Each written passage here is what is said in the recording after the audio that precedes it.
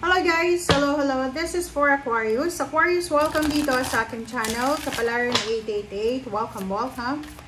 Alamin natin kung anong messages, vibration, gabay, energy para sa lahat ng Aquarius. This is general reading. Pwede kang makaresonate. Please connect your intuition sa lahat ng barahan na lumalabas dito. Alright. So, first card natin is Solitude. Second card natin is Vast Vista. So, solitude and silence, peace prevails. Expand your horizon. So, sinasabi ng baraha sa'yo dito, Aquarius, na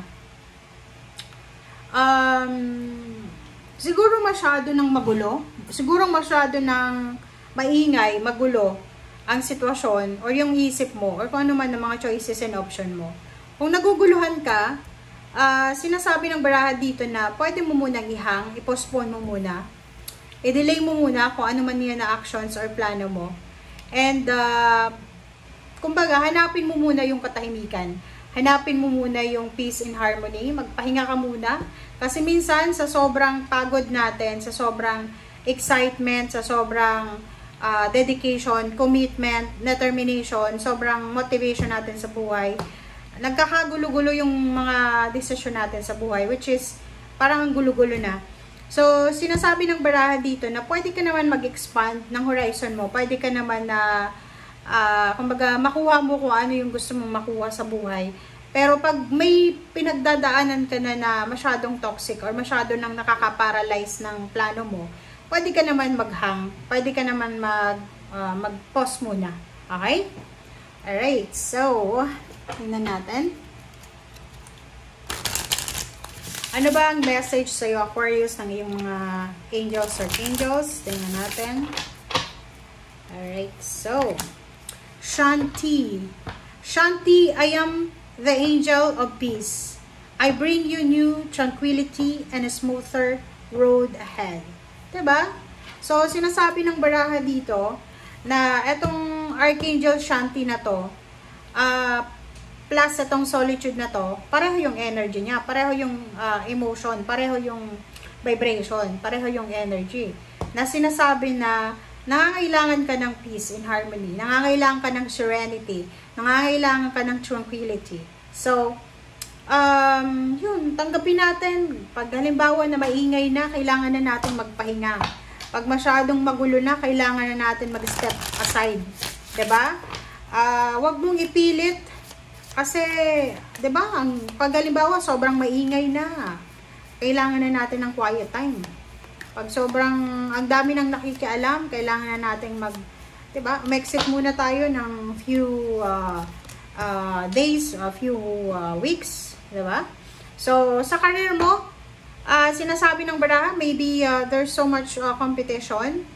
Maybe sa career, maraming mga competition, maraming na-layoff, maraming na-terminate sa contract.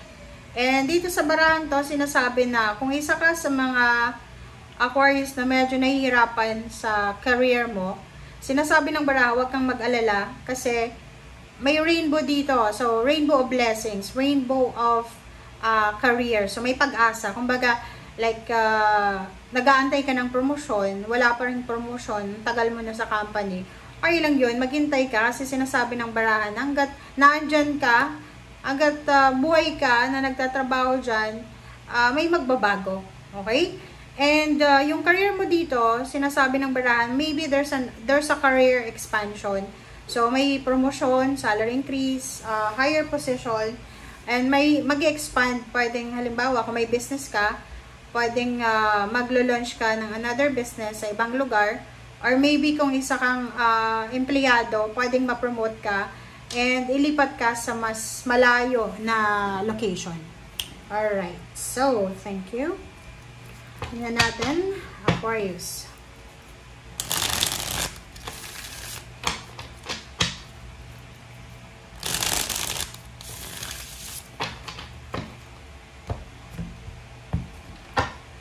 Okay, first card natin dito is Hierophant. Second is the Moon. Okay. There's a news. There's a OMG. So, nakikita ko sir dito, meron ditong Aquarius na nasa crossroad siya. Kumbaga, hindi siya makapag-desisyon if kung uunahin niya yung relationship niya with someone, emotion, or with the money. Kumbaga, halimbawa, kung nasa ilang taon ka ba? Depende yun sa edad eh. Kasi kung bata ka pa, and masyado ka nang nag-aalala para sa kinabukasan mo, maaga ka niyang tatanda. Tingnan mo dito. Meron dito na Aquarius na hindi siya makapag-asawa, hindi siya makapag-settle down sa relationship is because natatakot siya na baka hindi na dumating yung pagkakataon na mabalanse yung pera niya. 'Di ba? Mag-comment ka nga sa comment section.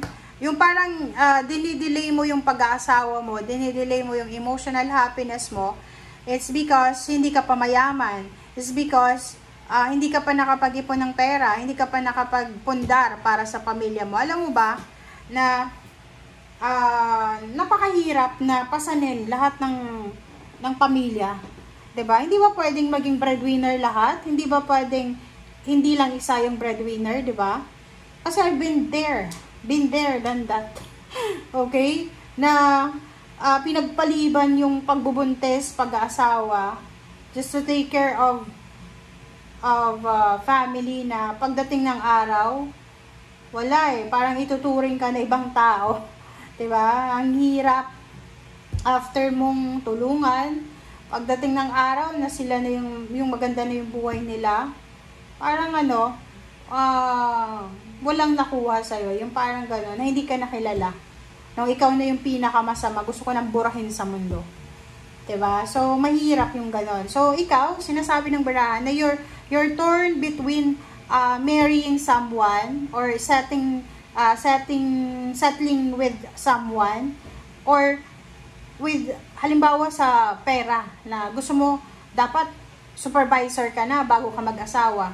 Dapat mayroon ka ng ganito, mga how many digits ng bank account mo. Diba? Parang gano'n. So, ang hirap ng ganyan. Ang hirap. Tatanda ka ng ganyan. Buti sana kung, halimbawa, kung ano bang trabaho na mabilis yumaman. Diba? So, kailangan balanse. Okay lang mag-asawa. Okay lang magkaroon ng relationship while you're working. Kasi, kung ang iniisip mo na isa-sacrifice mo yung relationship mo para sa trabaho, ang tanong, magiging masaya ka ba sa mga susunod na taon, lalo pagtanda mo, na wala kang asawa?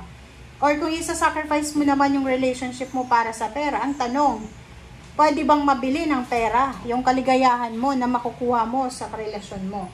'Di ba? So, yun. Kailangan mong timbangin yung sitwasyon. 'Di ba? Sinasabi ng para sa'yo dito, Aquarius na lalo yung mga Aquarius na breadwinner, yung parang yun, pasan-pasan nyo yung mundo, pasan mo yung buong pamilya mo. Sinasabi ng bara sa'yo na hindi ikaw yung magdadala ng magic sa kanila. Hindi ikaw yung magiging parang wishing bell, ano bang tawag doon? Wishing something na pag nag-wish sila, gusto ko ng bahay at lupa, ibibigay mo. Gusto ko ng sapatos, ng cellphone, ibibigay mo. No. Sinasabi ng barahan na masyado ka nang nabibigatan sa mga obligations mo para bigyan ng kaligayahan ang mga tao sa buhay mo. Dito sa barahan to, sa Hangman, tsaka sa Queen of Wands, sinasabi ng barahan sa'yo, Aquarius, na kailangan mo na daw na tigilan yan. Tigilan mo na yung people pleasing na yan. Tigilan mo na yung pag-aabuso sa sarili mo para ibigay sa mga tao yung kaligayahan nila. Kasi Queen of Wands, sinasabi ng baraha, kailangan mo nang makaalis. Kasi parang imprisonment yan eh. Parang imprisonment yan na kinalalagyan mo sa ngayon. Parang trabaho lang yan. Diba? Sa loob ng trabaho, ikaw yung tagagawa ng lahat ng trabaho. Tapos yung iba, hindi man lang magpasalamat sa'yo. Pagdating ng sahod, mas mataas pa yung sweldo nila kaysa sa'yo. Diba? So, Queen of Wands, Hangman, tigilan mo na yung ginagawa mo sa ngayon kasi may kasabihan tayo, hindi natin masisave ang buong mundo. Sa pamilya, ganun din, hindi mo masisave ang buong pamilya mo. Okay? May kanya-kanya tayong life purpose dito sa mundo. Ang pangalan mo, Aquarius ka. Kung ang sinisave mo ay fire sign, Leo, Aries, Sagittarius, may life purpose din sila. So, minsan, kaya hindi binibigay ng universe yung mga wish fulfillment natin kasi nakikialam tayo eh. Hayaan mo paminsan-minsan ang mga tao sa buhay mo, pamilya mo, o kung sino man yan, katrabaho, na gawin nila ang obligasyon nila sa buhay. Okay? Thank you guys for watching. Bye!